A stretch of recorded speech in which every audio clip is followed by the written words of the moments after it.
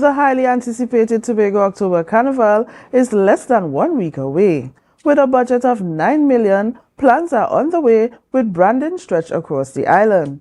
However, former Secretary of Community Development and Culture, Dr. Denise Tsoiafatt Angus, remains steadfast in her position that the planning process was not as effective as it should have been. Here's more.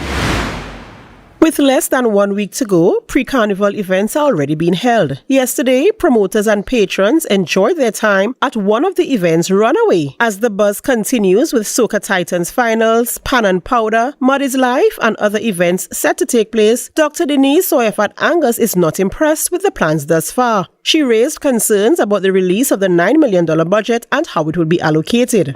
Because right now, you're talking about spending $9 million in 2 weeks. No, $11.5 million. It's not $11.5 million in 2 weeks. How do you spend $11.5 million in 2 weeks? Where is that money going? Is it going to stakeholders? Is it going to infrastructure? Is it going to paying past bills, that are still outstanding for Carnival 2023. She said that without a budget in place prior to now, appropriate spending will not occur, claiming that it is a recipe for disaster. Angus spoke about 3 main pillars that should be considered for returns from the Carnival event and other festivals on the island. Any country putting on an event or Carnival, you need, number one, economic growth. You need to show economic growth coming out of the exercise, and therefore I would hope that they have measurements in place to determine what has been the economic growth given the spend that we have had this year.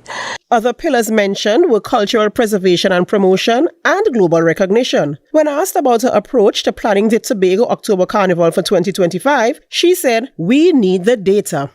We need the data to know what took place in Carnival 2025. We need a full assessment of all of the data being gathered, and that is where you begin. How many people came to the island? How the hotels were done? Were there any issues? How did the stakeholders fare? All of those conversations have to happen." Adanna Combie, Tobago Updates Television News.